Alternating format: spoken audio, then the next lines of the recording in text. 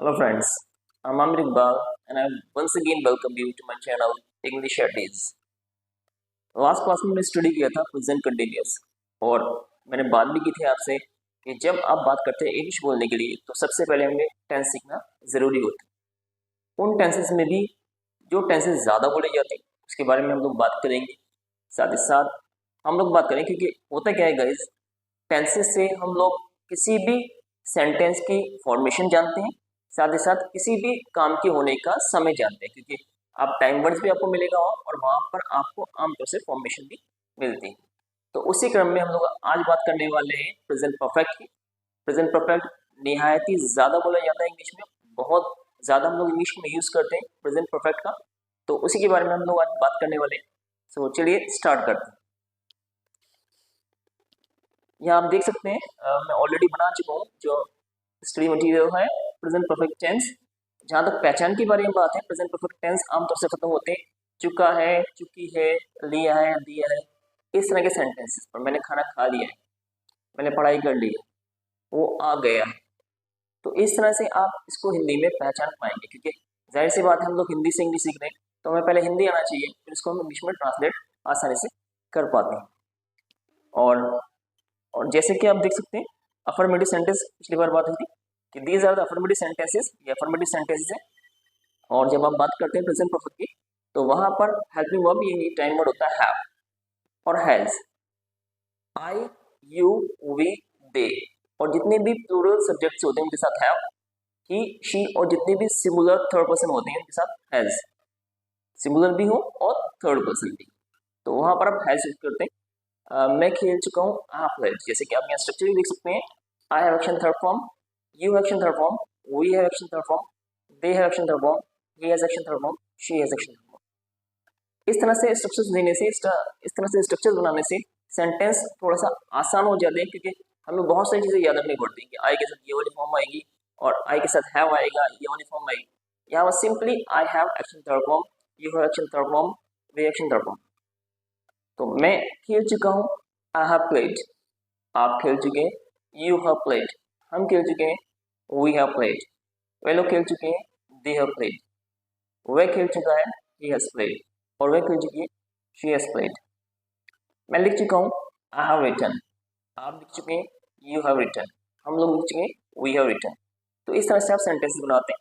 और जैसे आप देख भी सकते हैं कि जो अफर्मेटिव सेंटेंसेस होते हैं उसमें सबसे पहले सब्जेक्ट आएगा, फिर टाइम वर्ड यानी कि हेल्प वर्ब आएगा, उसके बाद एक्शन आएगा, उसके बाद ऑब्जेक्ट आएगा। तो यहाँ पर जैसे मैंने कुछ एग्जाम्पल दिए हुए, मैंने पढ़ाई कर ली है मीन्स काम खत्म हो गया है, आई हैव स्टडीड। ठीक है, यहाँ पर ऑब्जेक्ट नहीं है तो स्टडी अपने आप में एक्शन है, तो वहां पर ऑब्जेक्ट नहीं है तो आई हैव स्टडीड।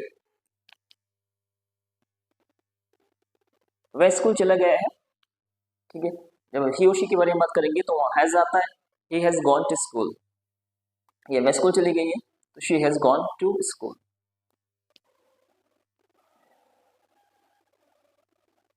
बच्चे सो गए हैं, children have slept, children have slept. तो यहाँ पर चिल्ड्रन क्योंकि प्लूरल है तो उसके साथ हैव आया, चिल्ड्रन हैव स्लेप्ट। मैंने खाना बना लिया, तो यहाँ पर आप देख सकते हैं यहाँ पर सब्जेक्ट के साथ यहाँ पर ऑब्जेक्ट भी आ रहा है। ठीक है, आई हैव प्रिपेयर्ड फूड, मैंने खाना बना लिया है तो आई हैव प्रिपेयर्ड फूड। अब बात करते हैं नेगेटिव के बारे में, नहीं हुआ है। ठीक है, तो आप बोलते हैं I have not action third form. ठीक है, मैंने खाना नहीं खाया है, I have not taken food. आपने खाना नहीं खाया है, you have not taken food. हमने खाना नहीं खाया है, we have not taken food. उन लोगों ने खाना नहीं खाया है, they have not taken food. He ने खाना नहीं खाया है, he has not taken food. और शी ने खाना नहीं खाया है, she has not taken food. मैंने पढ़ाई नहीं की, आई हैव नॉट स्टडीड। आपने पढ़ाई नहीं की, यू हैव नॉट स्टडीड। हमने पढ़ाई नहीं की, दे हैव नॉट स्टडीड। उन लोगों ने पढ़ाई नहीं की, दे हैव नॉट स्टडीड। ही ने पढ़ाई नहीं की, ही हैज नॉट स्टडीड। और शी ने पढ़ाई नहीं की, शी हैज नॉट स्टडीड। तो इस तरह से आप काम खत्म होगा तो वहां पर आप हैव और हैज का यूज करते हैं नॉट के साथ। क्योंकि होता क्या है गाइस, जब भी आप नेगेटिव सेंटेंस बनाते हैं, चाहे वो अफर्मेटिव हो, सॉरी जब वो नेगेटिव जब भी आप नेगेटिव सेंटेंस बनाते हैं तो टेंस कोई सा भी हो हमेशा नॉट आता है हेल्पिंग वर्ब के बाद, इनके टाइम वर्ड के बाद। तो जब भी आप बात करते हैं नॉट के बारे में, तो टाइम वर्ड के बाद आएगा और टाइम वर्ड के बाद आएगा आई हैव नॉट। ठीक है, वहां पर आपने पढ़ा था आई एम नॉट एक्शनिंग, लेकिन मैं ये काम नहीं कर रहा हूँ। यहाँ पर आई have not action third form. तो इस तरह से आप ये सेंटेंसेस बनाएंगे। ठीक है, तो यहाँ पर इसके कुछ एग्जाम्पल भी मैंने दिए हुए हैं। ये तो फॉर्मेशन हो गई डायरेक्ट, ये आपको यहाँ पर स्ट्रक्चर मिल पा रही है। ठीक है, मैंने खाना नहीं खाया, I have not eaten food, means काम खत्म नहीं हुआ। So I have not eaten food means अभी ये काम खत्म नहीं हुआ। वह बाजार नहीं गया है, वह बाजार नहीं गया है, he has not gone to market, he has not gone to market। तुमने आज नहीं पढ़ा है, तो you have not taught today, you have not taught today। अब यहाँ पर एक चैलेंज आपके सामने आएगा, वो चैलेंज ये है कि हम लोग को हैज और हैव के साथ यानी कि प्रेजेंट परफेक्ट में थर्ड फॉर्म बोलनी पड़ती और थर्ड फॉर्म लोगों को याद होती नहीं।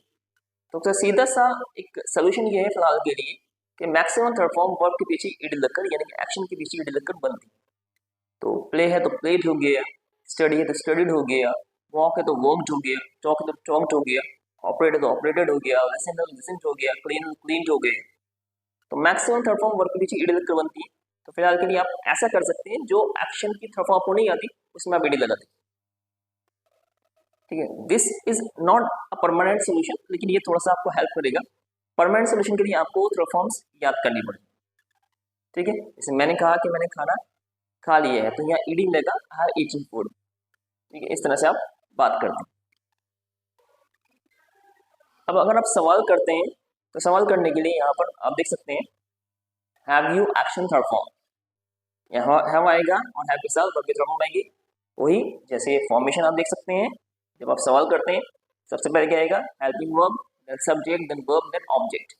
ठीक, क्या आपने खाना खा लिया है, हैव यू टेकन फूड। क्या आपने पढ़ाई कर ली है, हैव यू स्टडीड। क्या आपने लिख लिया है, हैव यू रिटन। तो मैंने लिख लिया है आई हैव रिटन, ये मैंने नहीं लिखा है तो आई हैव नॉट रिटन। क्या आपने होमवर्क कर लिया है, हैव यू डन होमवर्क, मैंने कर लिया है, आई हैव डन होमवर्क, मैंने नहीं किया है, I have not done homework. क्या वे लोग जा चुके हैं, हैव दे गॉन, वो लोग जा चुके हैं, दे हैव गॉन, वे लोग नहीं गए, दे हैव नॉट गॉन।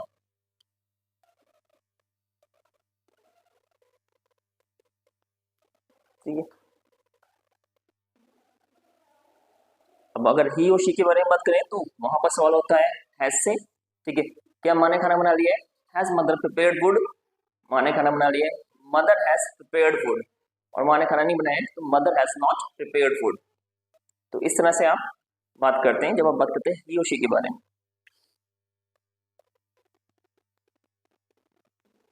या मदर प्रिपेयर्ड कुक्ड बोल सकते हैं, प्रिपेयर्ड बोल सकते हैं, बात वही होती है। Has the action third form, क्या राहुल स्कूल चला गया है, has Rahul gone to school, Rahul school चला गया है, Rahul has gone to school. और राहुल स्कूल नहीं गया है, Rahul has not gone to school.